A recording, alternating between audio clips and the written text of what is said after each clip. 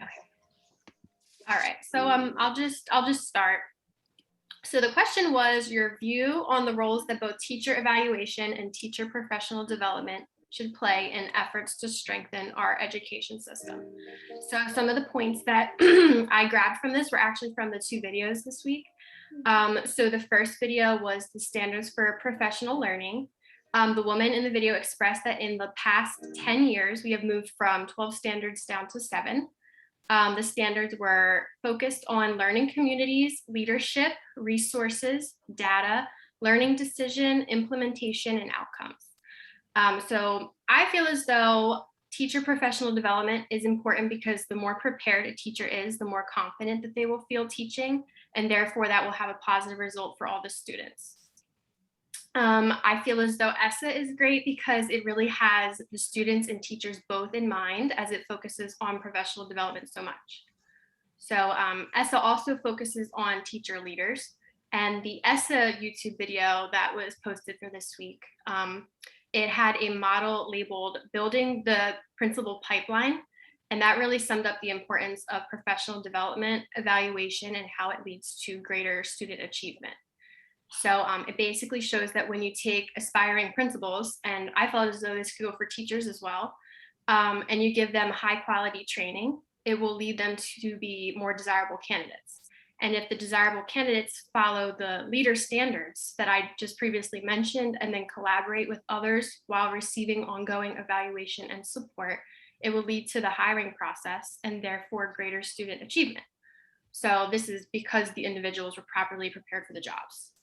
So in regards to teacher evaluation, just like teachers evaluate their students to recognize and reward their hard work or provide some areas that could use improvements, teacher evaluations do the same. So it helps us to know what we're doing well and also provide some feedback on how we can instruct even better for the achievement of our students. So that's what I took out of this week. So whoever wants to add or. I thought it was interesting that two observation systems are the Danielson's framework for teaching and the Marzano causal teacher evaluation model. And so far, 8 states reported using or encouraging teacher observations based on both these models. And I think that more states need to adopt this if we're going to have more of a unified, that way teachers will know what to expect and, what to do. So, but we also have the Teaching and Learning International Survey, and that provides key information on teachers and principals and how their working and learning environments compare internationally. So maybe comparing the United States to the international teachers, we can see what we're doing wrong, what we can do better, and how we can actually put that in a policy. This kind of reminds me of what we learned, I think, like 2 weeks ago about international testing. I don't know if you guys remember that, but do you guys think that international testing would be effective in providing more information for teachers to compare teachers in the US and international teachers abroad and seeing their teaching strategies through student scores on these international tests? Or do you think that there would be a better way to evaluate that? I feel like that could be helpful because then you can maybe you're not doing something and then you can kind of adopt different strategies and see how that would affect our students here as well. Yeah, because I know that during one of our discussions about international testing, people were, I think for me, when I was thinking of international testing, I thought it wasn't as effective, but I think when thinking about comparing US schools to international schools, it is really important because there is a clear, I think, problem in our education system where we're not seeing the increase in academic achievement for students. And so I was just wondering about what you guys thought about international testing in general. But Emilia, you mentioned two frameworks. What were the frameworks again? I couldn't catch. Oh, it's okay. It's the Danielson Framework for Teaching and the Marzano Causal Teacher Evaluation Model. Oh, I don't think I've ever heard of the Daniel framework for teaching before. Actually, when I did my pre-student teaching, my the teacher who was observing me, she used the Danielson Framework for Teaching. So, and that's how she evaluated me. So, Do you know what like the framework is focused around, or what it does for teaching? actually, let me get that right now.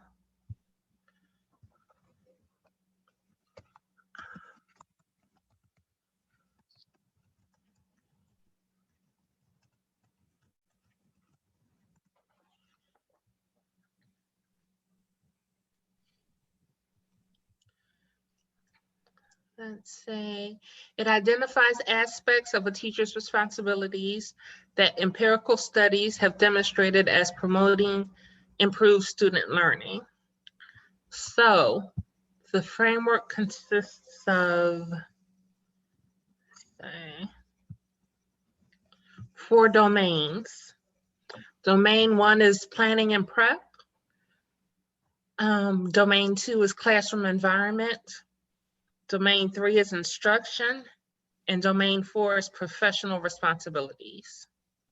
Oh, and then I see that the Marzano has has 5 domains, so I guess that's the difference Right. between the two. Yeah.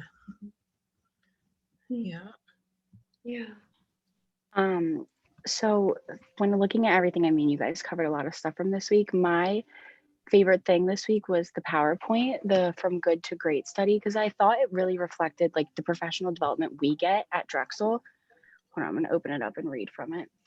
So it says like at the novice stage, mentors, supportive principals, and placements, which is something like we get in our first few years. And then the career stage, formal ongoing education and opportunities for collaboration and reflection. I feel like that's a lot of what like co-op is, pre-student teaching, student teaching, and that's helping us. Like I know a lot of other education majors and other schools that don't like have co-ops and don't really have placements and don't have a lot of this like previous education we get. They do a lot of like gen eds, but like we took a class, I think June and Emilia, you were in it, the teaching in a diverse context, something like that. Like classes like that we get that, you know, other people might not get, that help you with things besides like academics, you know, they help you with the other aspects of developing into a teacher. And then in the PowerPoint, it had at the teacher leader stage, opportunities for teacher leaders to help less effective teachers improve. I remember in a previous class learning about teacher leaders and how they're not just teaching, they're, you know, in every class and they're making decisions and, you know, they're trying to help like make the school better. So I feel like just watching that PowerPoint and watching like it was a survey. So it showed like what the teachers who were surveyed, what they thought was the most important for their development. And they said, a cooperating teacher who is effective in promoting student learning, a cooperating teacher who is an effective adult mentor, and instruction by professors with recent and relevant teaching experience.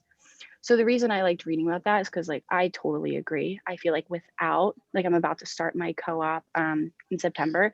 I feel like without these mentor teachers and having, you know, such a long period of being under another teacher and collaborating with another teacher and learning from them, that, you know, I don't think I'd be as ready to go into a classroom, which is why I think, you know, professional development and taking these classes and having these opportunities helps the education system. You know, you don't just want, I remember in a class reading about, you know, some people just can get certified online and then teach, and they're not there to really, you know, they're just doing the job, but they're not doing everything else they should be doing, which is why like evaluation and, you know, accurate development will help strengthen, you know, the next generation of teachers for the education system.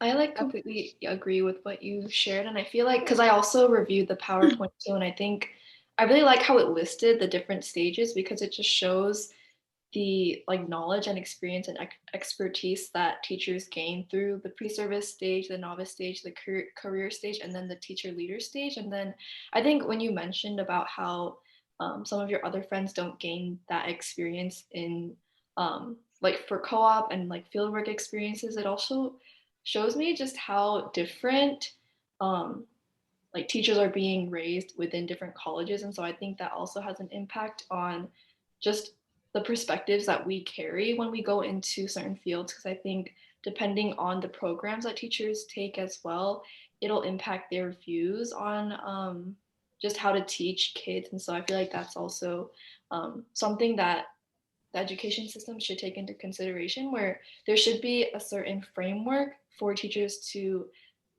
concisely have together so that we're not all on different pages. Because I think it is harder when um, there's students like us who are just entering into the education field, but then there's also more experienced teachers who might carry different perspectives. And so I think constantly just educating ourselves about recent experiences is really important. And I think that's why it's so beneficial that we do have professors that are in the field right now, um, explaining things that are happening as of right now. And so I think that's really important, because I don't think we can keep going on with a traditional approach to teaching, but to be more integrated and to find more new ways of teaching. But I think it can get hard when there is that contrast between some teachers teaching more traditionally, and then more teachers, and then other teachers teaching more constructively. And so that was something that I got off from your response. Um, and then, Oh, sorry, go ahead. no, it's okay. It's okay. You can go. I was just going to go kind of off what you said about like a framework. Like in the question, it says discuss your views on the roles of like teacher evaluation. I feel like what you said, there should be, teachers should be at a certain level of, they should have certain previous training and certain requirements before they can go. And again, back to the co-op, it just reminds me of that. Like I have friends at other schools who have done placements or like online or tutoring, but like we get a full like 6-month chunk of like being in a classroom under a teacher. I feel like, and then, we go to student teaching, and I feel like that's super important. I mean, I know most majors or most education majors get student teaching, but then we have like the pre-student teaching. And I think, in a lot of schools or a lot of places, teachers go without like just walk into a classroom without being in a classroom. Cause like we've all learned it's so much different what we're learning versus when you step in that classroom. So I kind of just like what you said about a framework. Like I feel like teachers, I mean, I know there's like requirements and certifications and stuff before they go into a classroom, but I feel like there should be like, we should expand more on, what teachers should have, like what preparation they should have in order to be the best that they can for their students. Yeah. I couldn't imagine, honestly. It would stress me out to no end, like never getting hands-on training at all. Like if I was just getting certified online through Drexel, like I got a job this past year as a paraprofessional in a preschool, and that alone has just taught me so much, and I'm able to apply everything that I'm learning in class. Suddenly like, oh, that makes sense. So it helps. It really helps to be like more hands-on, for sure. Definitely. And I learned in my pre-student teaching, I learned so much from my mentor teacher, and it was a 3rd grade class. So, I mean, all the different perspectives and, trying to teach everyone who's on a different level. It was just so amazing. I learned so much.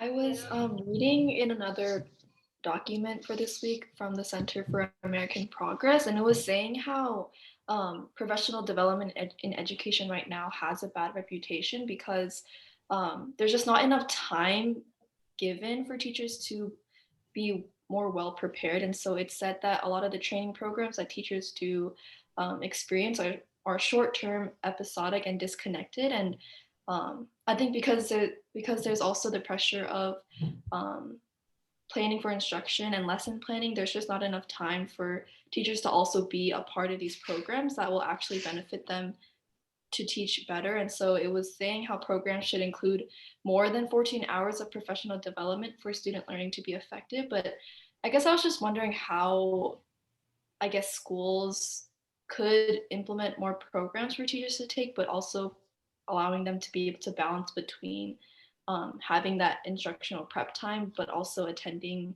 these training programs that can benefit their overall teaching, evaluation, and expertise.